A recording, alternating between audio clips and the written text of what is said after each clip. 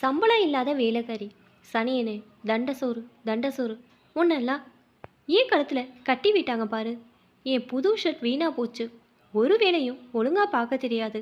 சாரிங்க.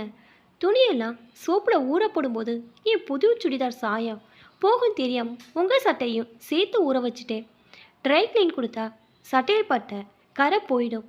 அது புது சட்டை. விலை என்னன்னு தெரியுமா உனக்கு? 2000 ரூபாய். கிளைண்ட் மீட்டிங்காக வாங்கினது. சோம்பேறி. என் துணியெல்லாம் தனியாக துவைச்சா என்ன கேடு உனக்கு? வீட்டில் சாப்பிட்டு சாப்பிட்டு தண்டமாக தானே இருக்க. நான் தான் உழைச்சிக்கிட்டு வந்து கொட்டுறேனே. இந்த சின்ன வேலை கூட உன்னால் கவனமாக செய்ய முடியாதா என கௌதம் கோபமாக கேட்க, கண்ணில் நீர் படர உதட்டை கடித்து பொங்கி வந்த அழுகையை தலையை குனிந்து அடக்க முயன்றாள் மிருதுளா. தட்டில் வைத்த சாப்பாட்டை தள்ளிவிட்டு, இதையும் நீயே கொட்டிக்க தண்டசோறு என்றபடி ஷூவை அணிந்து பைக்கில் விருட்டென கௌதம் ஆஃபீஸ்க்கு விரைந்தான். தண்டசோறு.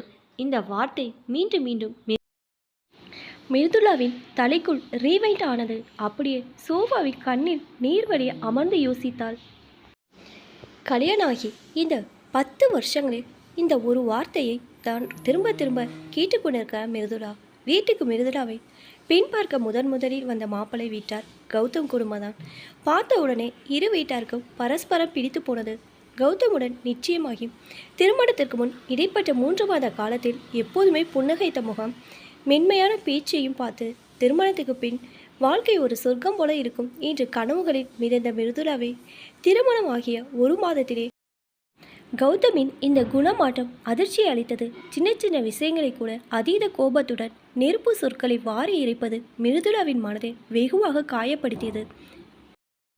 முதலில் கருவுற்ற போது வெளியிலே ஷாப்பிங் போன வேளையில் காலை சாப்பிட நேரம் இல்லாமல் வா சீக்கிரம் வா என்று கௌதம் அவசரப்படுத்தியதில் சாப்பிடாமல் போனது மசைக்குடன் சேர்ந்து வயிற்றை பிரட்ட, என்னங்க பசிக்கிற மாதிரி இருக்கு, ஏதாவது ஹோட்டலில் சாப்பிடாமா என்று கேட்டதுக்கு, ஒருவேளை சாப்பிடாட்டி ஒன்றும் செத்து போயிட மாட்டேன், வீட்டுக்கு போய் சாப்பிட்டுக்கலாம் என்று கௌதம் கடுக்கடுவென்று பேச, வார்த்தைகளில் உள்ள கொடூரத்தை உணர்ந்து வாயெடுத்து போனான் மிருதுளா.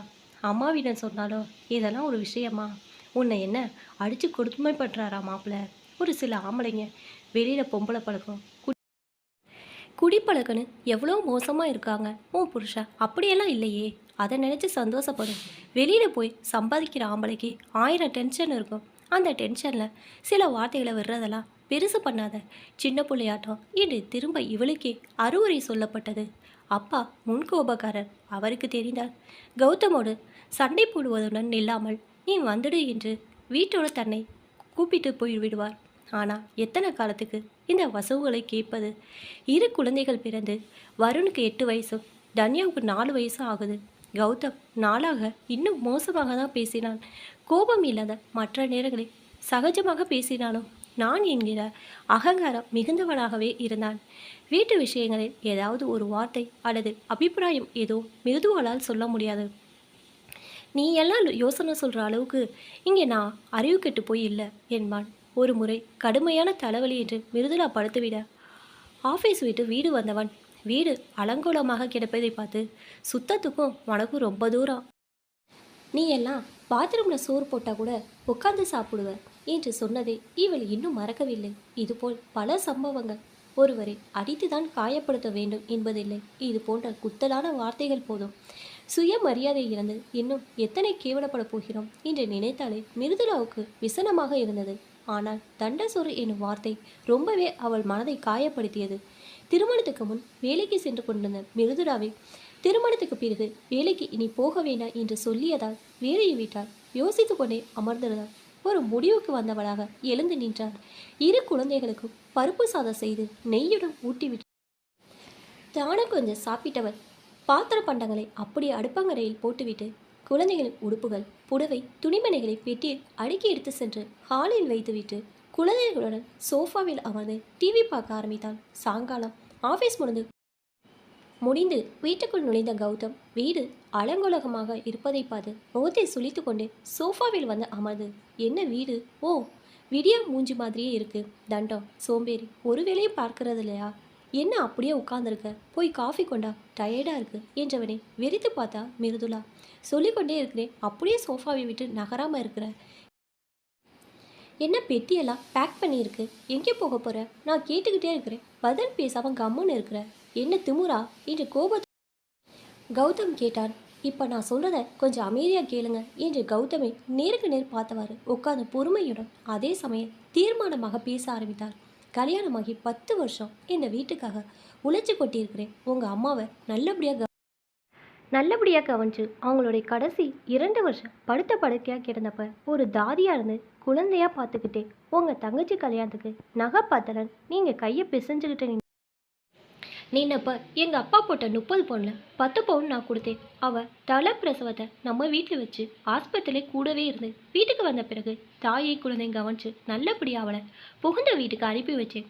உங்களுக்கும் 2 வாரிசை பெற்று கொடுத்தேன். உங்களையும் உடங்க முடியாதப்ப கவனிச்சு சரி பண்ணினேன். அஃப்கோர்ஸ் உங்கள் பணத்தால் தான் குடும்பம் நடக்குது. நீங்கள் கடினமாக உழைச்சி இந்த குடும்பத்துக்கு தேவையில்லாத கொடுக்குறீங்க, அதை நான் மறுக்கலை. ஆனால் வெறும் பணம் மட்டும் ஒரு குடும்பத்தை நடத்த போதுமா? வீட்டில் சமையல்காரியா, கடையிலேருந்து காய்கறி முதல் கொண்டு ஜாமான் வாங்குவதற்கும், வீட்டில் தண்ணி கொண்டா காஃபி கொண்டா சாப்பாடு போடும் உங்கள் உத்தரவுக்கு அடிப்படையும் ஒரு எடுபுடியா, உங்களை மாமியார் நாத்தனாரை குழந்தைகளை கவனிக்கும் கேர் டேக்கரா, குழந்தைகளோட படிப்பு விஷயத்தில் ஒரு கண்டிப்பான ஆசிரியரா, குடும்பத்தில் யாருக்காவது உடம்புக்கு முடியலன்னா கவனிக்கிற நர்ஸா, குழந்தைகளுக்கு நல்ல குணங்களை சொல்லித்தரும் ஒரு மாரல் குருவா, உங்கள் நல்லது கெட்டதுக்கு எல்லாம் ஆறுதல் சொல்லி கூடவே நிற்கிற ஒரு தோழியா, இந்த குடும்பத்துக்கே ஆதார தூணா நான் நிற்கிறேன். அது உங்களுக்கு புரியுதா? நீங்கள் போடுற 3 வேளை சோத்துக்காக நான் இங்கே இருக்கேன்னு நினச்சிங்களா? இல்லை, இந்த சோறு எங்கள் அம்மா வீட்டில் இருந்தால் எனக்கு கிடைக்காதா? இத்தனை உழைப்பும் வேற வீட்டில் நான் பார்த்துருந்தா என்னை உழைப்புக்கேற்ற கூலி இன்னைக்கு சில லட்சமாக என் பேங்க் அக்கௌண்ட்டில் இருந்திருக்கும். இத்தனை வேலை பார்த்தாலும் தண்டை சோறுங்கிற பட்டம் தான் எனக்கு கிடைக்குது. ஏன்னா என்னோட உழைப்போட மதிப்பை நீங்கள் உணரல. இப்போ சொல்கிறேன் கேட்டுக்கங்க.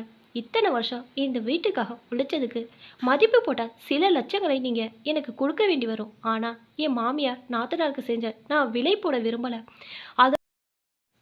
அதோட கடந்து போனதாகவே இருக்கட்டும். ஆனால் இனிமே இந்த நாளிலிருந்து நான் சம்பளம் இல்லாத வேலைக்காரி இல்லை. சமையல் வீட்டு வேலையிலேருந்து இந்த வீட்டுக்காக நான் பார்க்க மொத்த வேலைகளுக்கு மாதத்துக்கு 10,000 ரூபாய் எனக்கு கொடுக்கணும். அந்த பணத்தை நான் எனக்கு என் குழந்தைகளுக்காக செலவு செஞ்சுப்பேன், இல்லை சேர்த்து வச்சுப்பேன். இன்னும் சொல்லப்போனால் உங்களுக்கு கூட புது ஷர்ட் வாங்கி கொடுப்பேன். இந்த உழைப்புக்கு இந்த சம்பளம் குறைச்சல் தான், ஆனால் பரவாயில்ல. இனிமே என்னை பார்க்கும்போதெல்லாம் நீங்கள் தண்டசாரம்னு சொல்ல வரப்ப அந்த 10,000 ரூபாய் உங்கள் கண்ணு முன்னாடி வந்து நிற்கும். அதனால் அந்த வார்த்தை இனி உங்கள் வாயில் வராது. 10,000 ரூபாய் பணம் தர முடியாதுன்னு நீங்கள் சொன்னால் நான் எங்கள் அப்பா வீட்டுக்கு போயிடுவேன். நீங்கள் திட்டிக்கிட்டே போடுற 3 வேளை சோத்தை அவங்க என்னை திட்டாமலே போடுவாங்க. அது போதும் எனக்கு. எனக்கு நேரமும் அங்கே நிறையா கிடைக்கும். என் படிப்புக்கு ஏற்ற சில பிரிட்ஜ் கோர்சஸ் முடிச்சுட்டு நான் வேலைக்கு போய் சம்பாதிப்பேன்.